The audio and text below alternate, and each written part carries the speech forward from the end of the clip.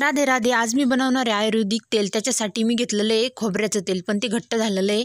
आणि मेथीदाणे घेतलेले, लसणाची कांडी, कढीपत्ता, आवळे, डाळिंबाचा पाला, एक कांदा आणि कडुलिंबाचा पाला. हे सर्व पदार्थ मी आता बारीक कट करून घेणार आहे.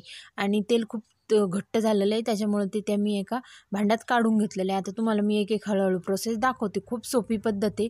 मी दरवेळेस असंच बनवत असते. आणि ते सगळं मी कट करून घेतलेलं आहे, कारण की कढईत छान उकळावं म्हणून मी ते सगळं कट करून घेतलेलं आहे. तुम्हाला किती पण प्रमाणात तुम्ही हे बनवू शकता.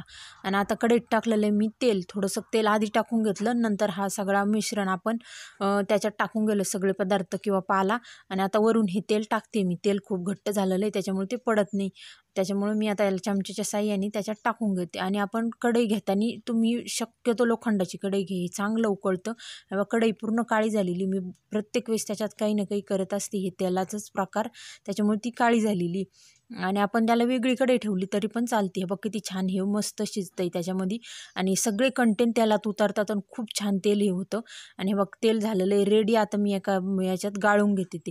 आणि तुम्ही हे अप्लाय कसं करायचे, तुम्हाला ज्या दिवशी केस धुवायचे त्याच्या आदल्या दिवशी पण तुम्ही रात्री हे लावू शकता, किंवा ज्या दिवशी सकाळी धुवायचे केस त्या दिवशी सकाळी पण आपण 1 तास आधी लावून ठेवायचं. आणि नंतर केस वॉश करून टाकायचे. साध्या पाण्याने करा, किंवा तुम्हाला शॅम्पू करायचं असलं तर शॅम्पू पण करू शकता.